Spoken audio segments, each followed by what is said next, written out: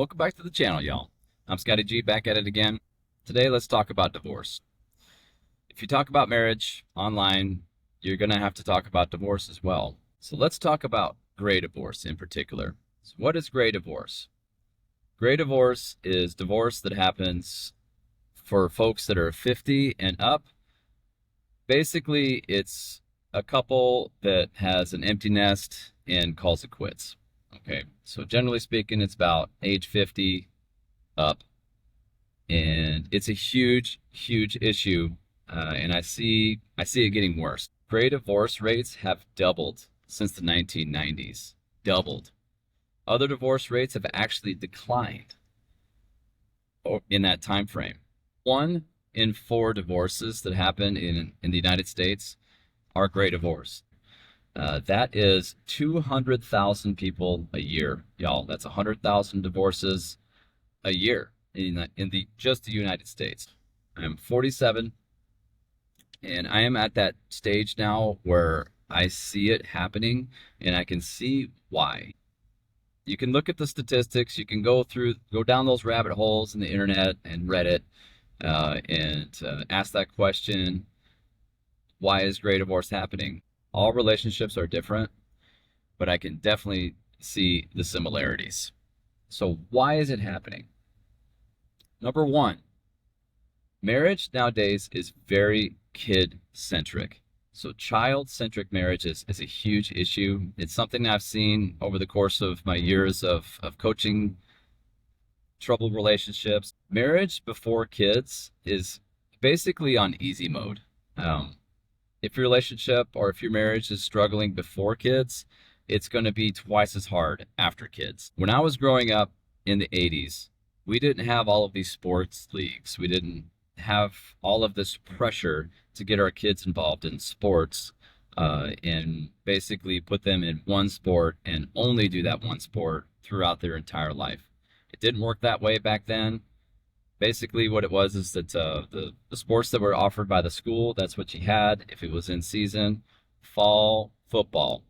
Winter, basketball. Spring, track. Summer, baseball.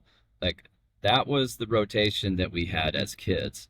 Now, you can play in these leagues all year round. Not only do you play them locally, but a lot of people do these travel teams, and that will put a lot of strain on your marriage. If you do it as a family, it won't be as much, but most people are going to have more than one child. So if you have 2 kids and they're in 2 different leagues, you're going to have to split up. You're going to have to divide and conquer sometime, and it puts a lot of stress on marriages. And what happens is, over time, the marriage kind of dwindles, gets to the point where it's only about the kids, and the couple itself drifts apart. That I've seen it over and over. I can't tell you how many times I've seen that in my personal life. In coaching, it happens practically every time I talk to somebody. So that leads me to number 2. People are way too busy in the 21st century. We are just going 1,000 miles an hour, trying to get things done, feeling all of this pressure to be successful, which is great. I mean, that's happened throughout time. That's nothing new. Everything is more expensive than it used to be. You go to the grocery store, everything's 10 times more expensive than it was 5 years ago.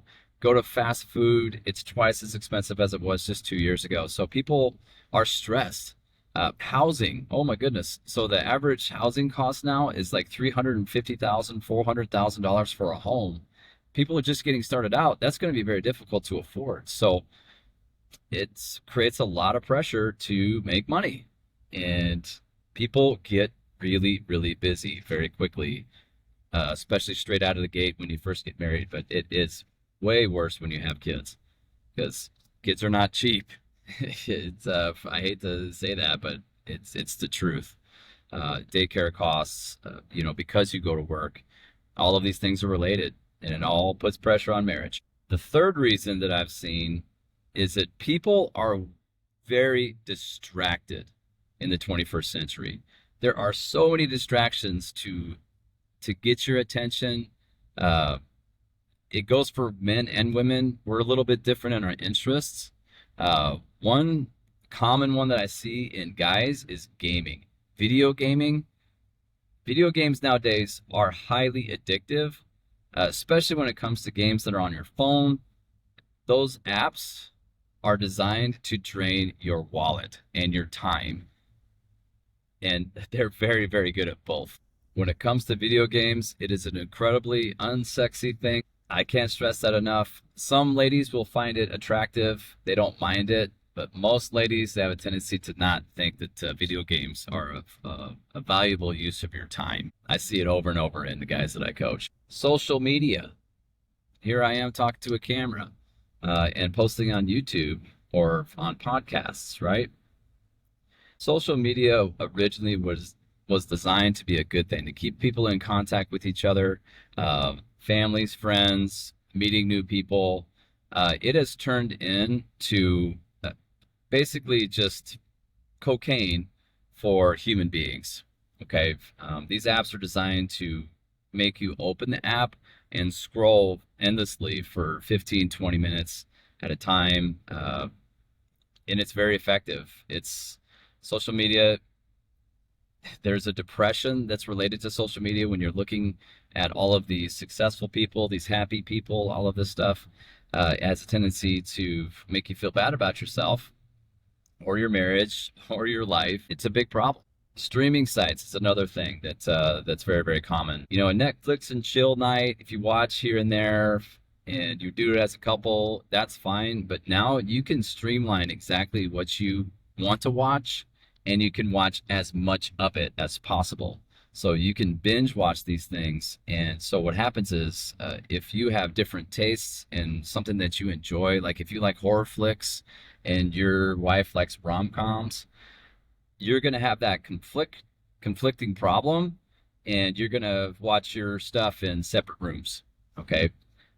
Yeah, that might have happened back in the day, but it is way worse in the 21st century. Way worse. Puts a lot of pressure on marriages.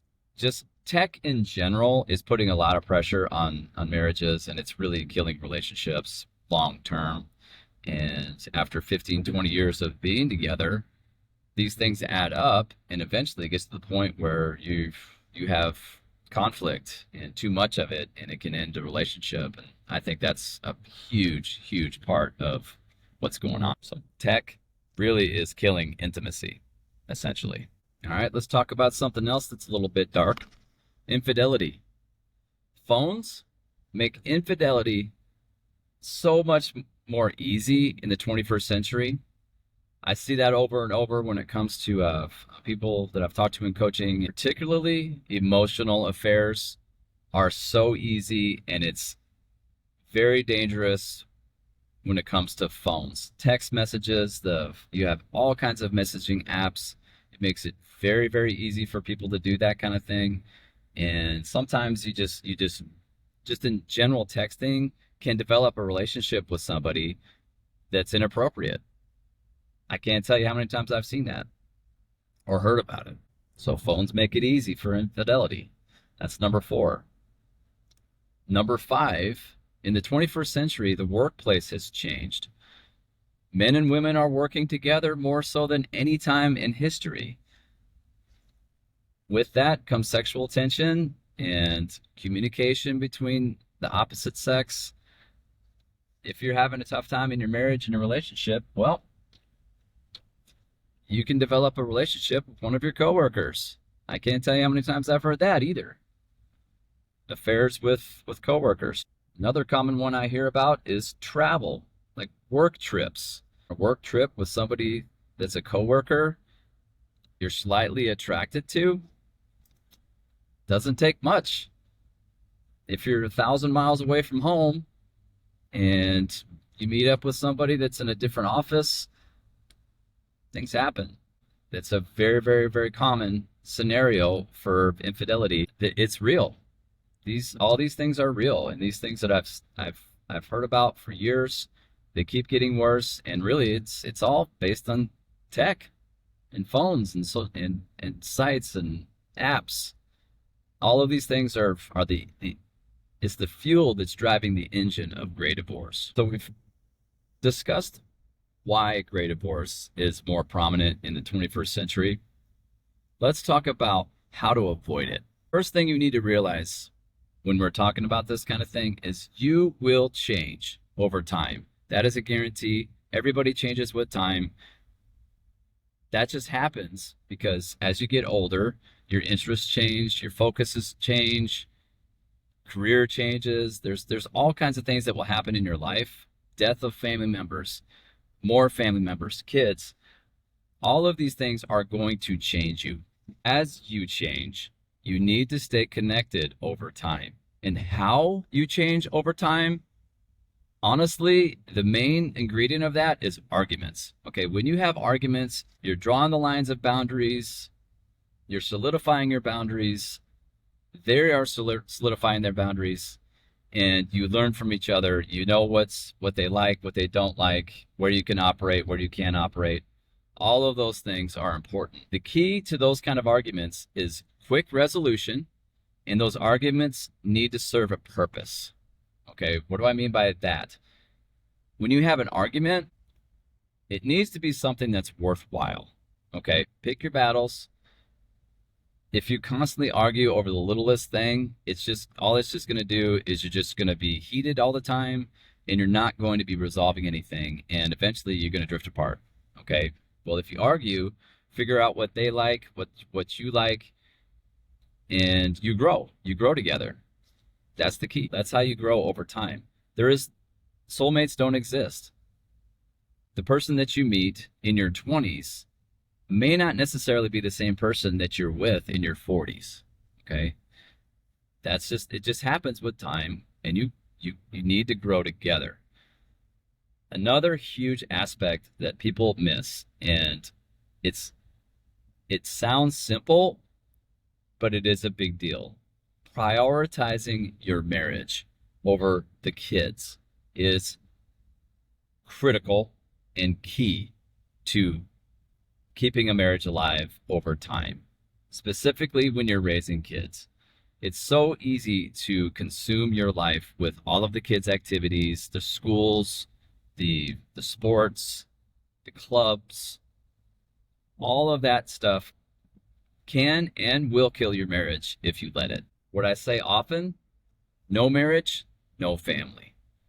You need to prioritize the marriage. One really good way of doing that is about once a quarter, so about every 3 to 4 months, try to get out of town, whether it be for an evening or a weekend, or in some cases an entire week. For like maybe once a year, get out of town for a week, a whole week. It is huge. You can have a lot of fun, and you can get back to the days when you're dating, not just married. It gives you a taste of that feel again. Weekends away they are so much fun for my wife and I. We have an awesome time. I can't stress that, how important that is. You know, people talk about date nights. They talk about the daily intimacy. Get out of town, completely away from the kids, reestablish your connection, and do that over time, and you will have no problems keeping your marriage lively, fun, and sexy for decades. That leads me to the next one. When you prioritize your marriage, you need to prioritize your physical connection as well. So prioritize sex. What's the difference between friends and lovers? Sex. Physical connection is the difference between your lover and everyone else in your life. Frankly, most of my content is devoted to, for one, having a good marriage, having a good marriage over time, selecting a good partner, dating with purpose. All of those things are what my content is all about. 95% of my content is designed to avoid gray divorce. It's getting more and more common. I see a massive tsunami coming our way in the future because most of the couples that I know, they're pretty happy, but they are very, very busy and really consumed by kid activities. And those are the good marriages. So it's very, very easy to get consumed and fall into that trap of gray divorce. So if you like my content, please hit that subscribe button. I really appreciate those that have already done that. And thank you so much from the bottom of my heart. We are just getting started with this. Till next time, be better than you were yesterday and be desirable.